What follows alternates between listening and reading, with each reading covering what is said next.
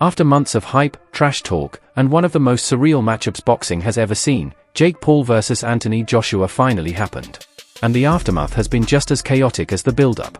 Jake Paul's first words were not excuses. They were not denial.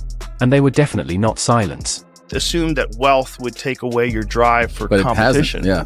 He's also nuts, right? Just the fact that he's willing to fight the two-time heavyweight champion, former Olympic gold medalist. Yeah. A guy who's gigantic in his prime, built like a Greek god. Yeah. And you're going to stand, and he's a one-punch killer.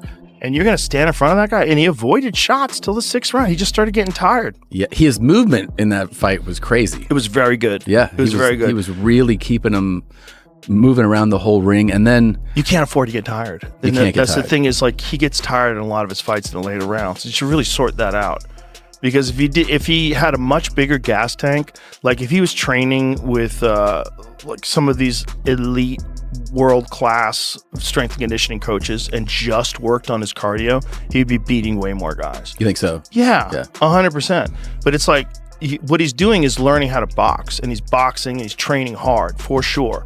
But to get that world-class gas tank, you need like a Sam Calavita, you need like a Nick Curson, you need like these plyometrics experts that got heart rate monitors on you, and they're checking when your recovery is ready and go. Yeah. And you're fucking yeah. You need guys monitoring your recovery, monitoring your heart rate variability, your VO2 max.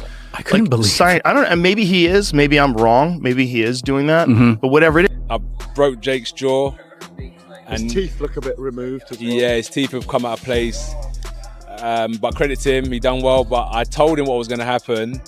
But it just took 6 rounds to do that. People will criticise you for going 6 rounds with Jake Paul. How do you feel about that? I deserve it. Why? Wouldn't have the balls ever to step in a boxing ring to bring in their life. He stepped in a boxing ring with one of the baddest men on the planet, who's 40 pounds heavier than him and 6 inches taller. That's insane. He's one of the most skilled fighters on the planet. My brother, as a fucking YouTuber, went 6 rounds with him in a fight with a broken jaw and rolled ankle. I'm so proud of him. That was just unbelievable. I saw you talking crap to AJ at one point. I was trying to get his head. I think I pissed him off. I was just saying fuck that shit. I love AJ. Yeah. But bro, I saw you going down the fight game. I was talking so much. But I just pissed him off. Then he broke my brother's jaw. Fuck this guy. Broke his jaw, huh? Yeah, his jaw's fucked. Yeah. He don't care though. Jake's having a fucking blast. Yeah. We'll see him back again for sure? Yeah, for sure. Thank you, Logan. Appreciate you, brother. Instead, they ignited an even bigger debate about what this fight truly meant.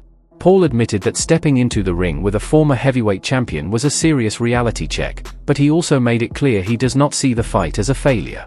In his view, surviving rounds with someone like Anthony Joshua proves that he belongs in the boxing conversation, whether people like it or not, and that alone has split fans right down the middle. Joe Rogan weighed in almost immediately, breaking it down in a way only he can. Rogan pointed out that no matter how you feel about Jake Paul, most influencers would never even attempt something like this. Fighting a man with Joshua's power is not a gimmick, not a joke, and definitely not safe. One clean shot from Joshua can change anyone's life, and Paul knowingly walked straight into that danger. From Rogan's perspective, the debate should not only be about whether Jake Paul won or lost, but about what this moment represents for modern boxing, influencers stepping into elite competition, traditional fighters protecting their legacy, and fans trying to decide whether this is the future or the downfall of the sport. Are any of these fights prearranged? Are they fixed at all? Is there any discussion about, hey, you take an L, you're going to go down here? Because everybody says, oh, you held fucking Mayweather up. Mayweather held your brother up. It's bullshit. I don't know about anything else in the fight. I'm talking about my fights. I can't speak to anyone else's fights, but also highly illegal. Like, you go to prison for the rest of your life type shit. Well, with the Ben Askren fight, you know, I actually believed you would have beaten Ben Askren. I just, like, he didn't look in shape or at all. But I feel like, in my opinion, it was kind of fixed on how early you knocked him out. Like, I don't know. That's just in Fights rigged. And you think Anderson Silva's going to lose? You think Woodley's going to take a fall? You guys, you know these guys. Yeah, no, I didn't think Anderson would take a fall, but Yeah. I ain't gonna lie, I hate that you knocking out MMA fighters. And I understand that, but just say that. You don't got to say like, oh, bro, he's on steroids. Come on. It's a federal crime. It's illegal. Like, hey, he made a good point. He said it is illegal to fix fights. It is. Because people be betting on that shit. And bro, people think I'm like a multi-billionaire. They think I'm a billionaire and like, oh, he paid somebody $40-50 million to take a fall like that, bro. I don't have fucking that type of money laying around to throw at people. Hey, I'm sorry to have to ask you this, but I know you probably signed an NDA, but blink twice if that Jake Paul fight was set up. Blink twice. I know you probably I don't never blink because I got these liberty eyes.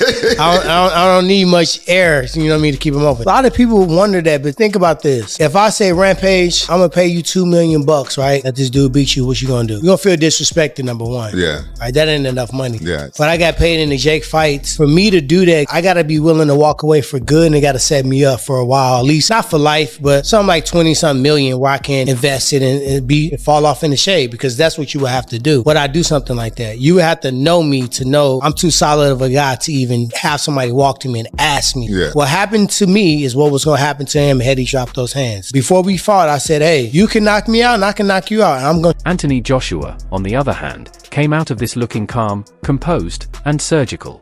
His response was measured, no gloating, no disrespect, just a quiet reminder that there are levels to this game. Many analysts praised Joshua for not chasing a viral knockout and instead sticking to the fundamentals, controlling the range, timing his shots, and reminding everyone why he is still one of the most dangerous heavyweights on the planet. But the real chaos came from the boxing community itself. Some fans argued Jake Paul earned respect for even stepping in there. Others accused him of overreaching, saying this fight exposed the ceiling of his ability. Critics questioned the matchmaking, while supporters claimed it was always about experience, not victory.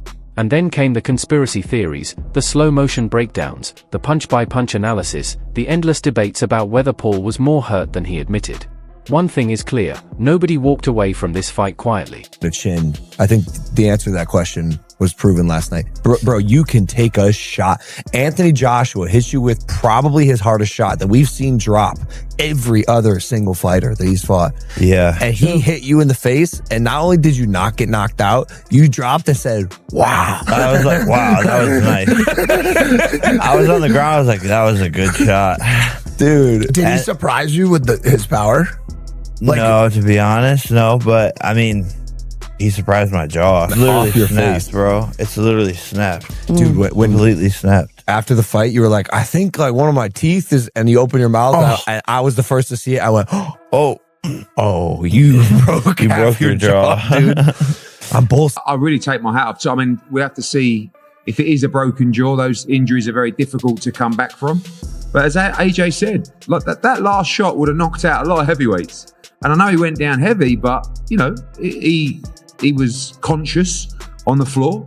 And I thought his game plan, although obviously very negative early on, which it had to be, was smart at times. And there were times where he held his feet and let his hands go.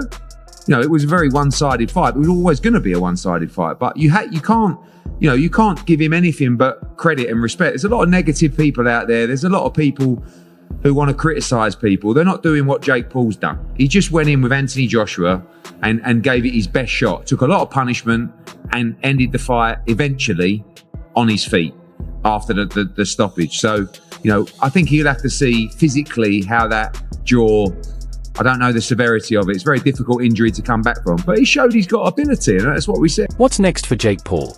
The road ahead is complicated. This fight did not end his boxing ambitions, but it definitely reshaped them. There is talk of jaw recovery, smarter matchmaking, and fights that build momentum instead of pure shock value. Paul has hinted that this loss, or setback, depending on how you see it, has only fueled him even more. He believes he has learned, evolved, and is not done chasing legitimacy. For Anthony Joshua, this was about staying active, staying sharp, and staying relevant. With bigger heavyweight matchups still on the horizon, this bout served as a reminder that when Joshua lets his hands go, very few people on earth can stand with him, and that reputation is not going away. This was not just a boxing match. It was a collision of worlds, a test of ego, a gamble on legacy, and a moment that forced fans to face an uncomfortable truth. Combat sports are changing, whether we like it or not. The real question now is not whether Jake Paul should fight again.